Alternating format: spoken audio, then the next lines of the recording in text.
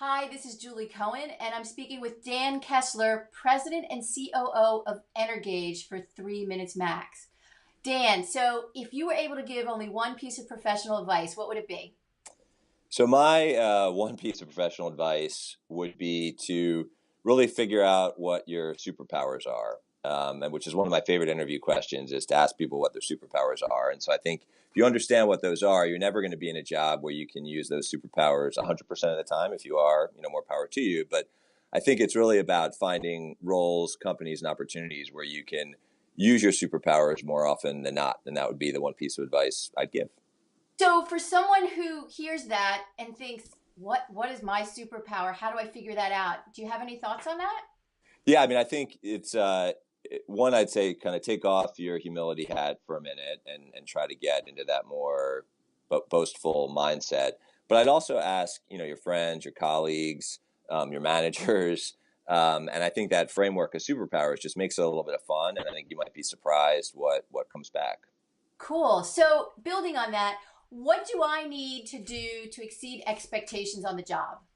So I think it's for me that really is actually more about upward management than anything else, which I really do think is a learned skill. And so it's about first really aligning with your manager and your team on what those expectations are. And I think you may or may not be surprised that how rarely that actually happens. So you can't exceed expectations if there's not alignment around what the expectations are.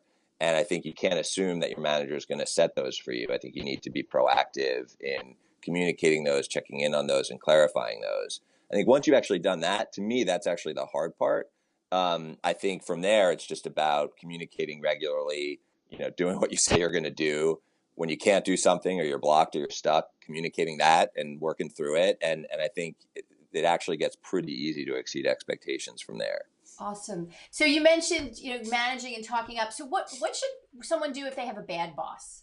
So I'd actually challenge the definition of a bad quote unquote boss, and that Okay. I personally don't think it's a binary thing, and that I think we like to talk about kind of an MRI, which is the most respectful interpretation. And so, from an MRI perspective, you really want to assume that most people are actually trying to do the best they can given the situation that they're in. And yes, while there may be some bad actors, in your company, and one of those may even be your manager, in general, they've got their own situation and their own things that they're trying to work through. And so, I'd say if you perceive that your boss is quote unquote bad, I'd ask you to really reflect on why do you feel that way, and what role honestly can you play in making the best of what may very well be a difficult relationship.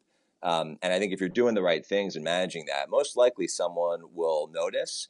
And then more kind of, I guess, tactically, practically, look, I think there is, depending on where you are in the organization, I think the notion of a skip level meeting where you go, it's a can be a riskier proposition. But if something's really, toxic or destructive, and there's again bad things going on, I think you really have an obligation for yourself and the company to raise a flag and escalate.